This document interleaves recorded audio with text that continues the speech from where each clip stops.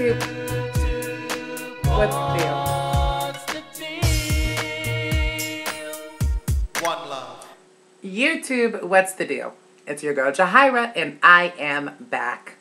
Back to bring to y'all a conversation that I really don't believe has any easy answers based upon a news story that was submitted to me.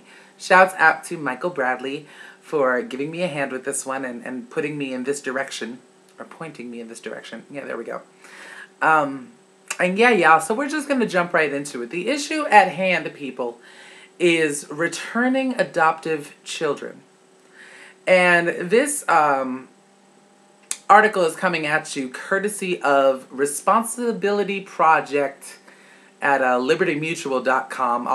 As always, all links that are pertaining to will be posted below. So yeah, here's the situation, y'all. The Tulsa World, which I'm assuming is out of Tulsa, Oklahoma, is reporting that these parents by the name of Melissa and Tony Westcott want to return their 11-year-old adopted son to state custody because they say he has had and has serious behavioral problems which were not disclosed to them prior to his 2007 adoption. So it's a big deal. These problems include reactive detachment disorder, disruptive behavior disorder. Since when did disruptive behavior become a disorder? Major depressive disorder, post-traumatic stress disorder, and fetal alcohol syndrome. They say that they were uninformed of any of these things prior to the adoption, and that shortly after the adoption, the boy attacked a neighborhood child with a board, killed and injured animals, began regularly running away, and hid butcher knives and lighters in his room. One of the parents, Melissa Westcott, his adoptive mother, said he tried to burn our home down and apparently wrote a note that said, "I'm sorry you had to die."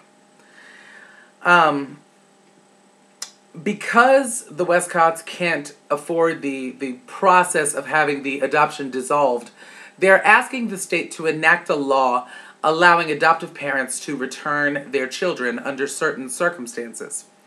So that's pretty much where we're at, y'all. You see, I'm already there. It's a very, very, I don't know, broad issue for me. You have a child and you've made the decision. Let's start at the beginning. You've made the decision to adopt, which is not an easy one.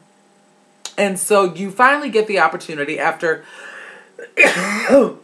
for those of you unfamiliar with the adoption process, it's an incredibly lengthy process involving like an encyclopedia worth of paperwork and interviews and references, and I mean it goes on and on and on. So you finally bring this adopted child home, and he begins to exhibit behavior that is endangering your home and your livelihood and threatening your sense of safety and security.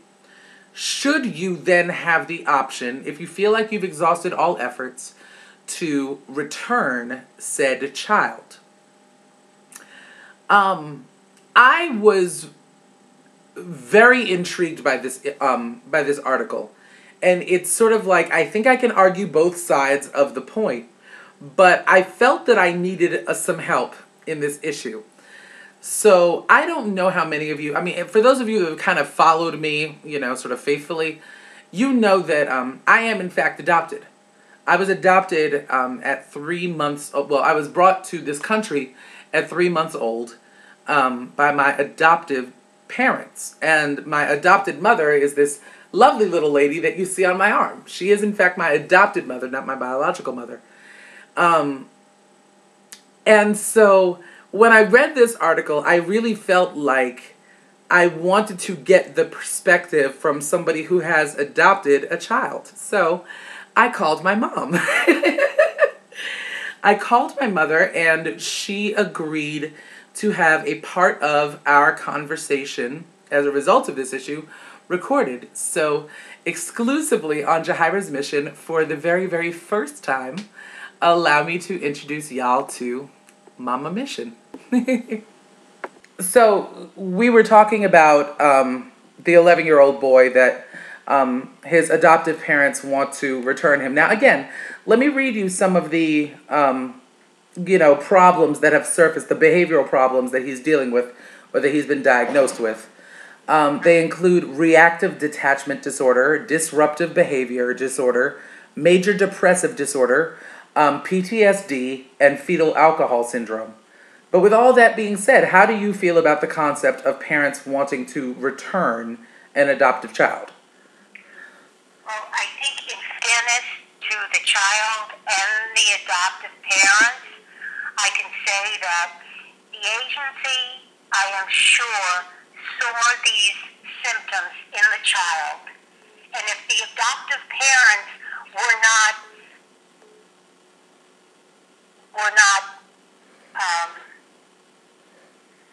given this information, then the agency did something wrong, ethically wrong. Well, and they weren't given the information. It was said that, they had no prior knowledge of the existing behavioral or psychological problems of this child. But again, it is the solution to return a child with this kind of problems. Because again, this option would not be afforded to biological families. That's kind of my whole stance on it. That's right. Now, the child must have suffered a great deal to have all those disorders. I am not a psychiatrist or a psychologist, but as a medical person, as any clear-thinking person, those sound like a list of very horrific problems for any child. And whether he was born with some of those problems, whether some of them were innate or developed as his painful years passed, I would think that the agency would have known. You can't hide things like that. Right. I agree with you. You can't hide those things. But even with a situation like mine, Ma, I mean, I was, adopted by you in 1979, and I'm sure the life that you had envisioned for me didn't, include the life that, I've had and the path that I've taken. I mean, but I never, I can honestly sit here and say that I don't think you ever had a conscious thought about... No, absolutely not. Absolutely not. But I can also say to you that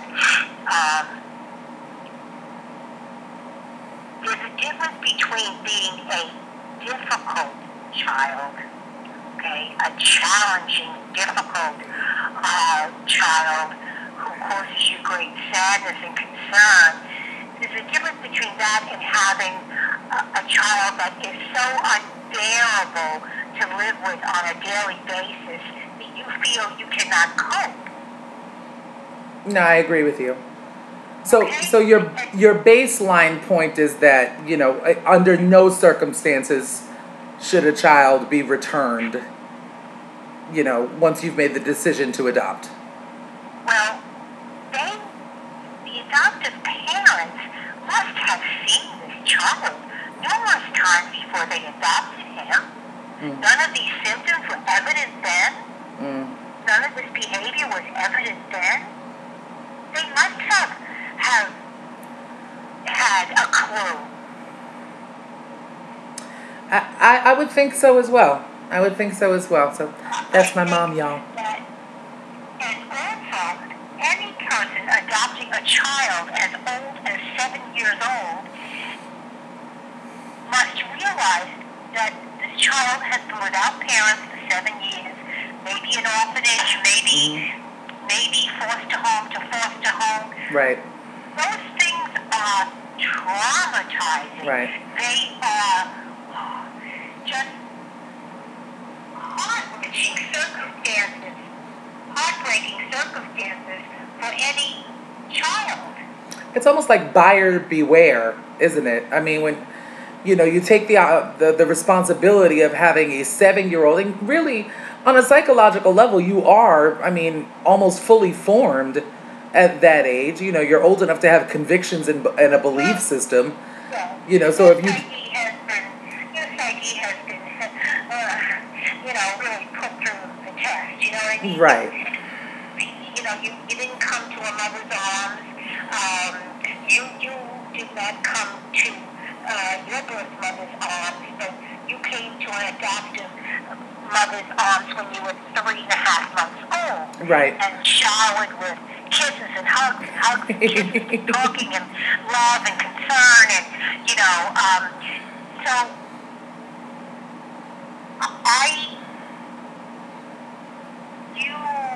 I don't know if somewhere in your subconscious there's a part of you that knows that for 3 months you just languished in an orphanage, you know, not fed often enough. You were terribly underweight and anemic.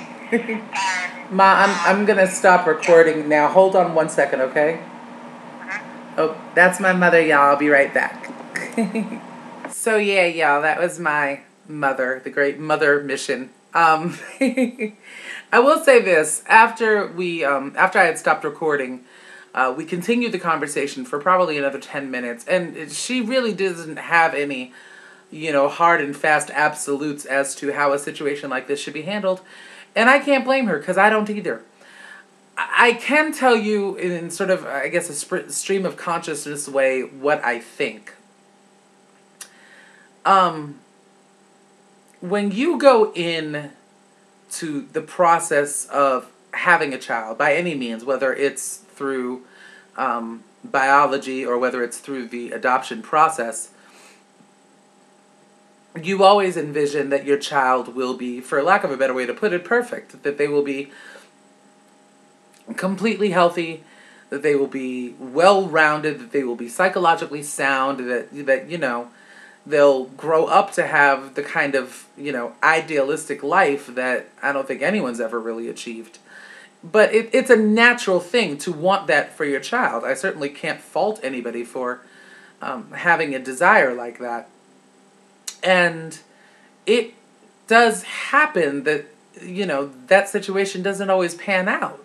I mean, children are born with innate problems. Children are born with physical deformity or you know, psychological issues, behavioral problems. I mean, these things happen. And when those kids come into your life, when is the point where it becomes okay to, you know, remove them from your existence after having worked, potentially, I'll say, worked so hard to bring them into your life?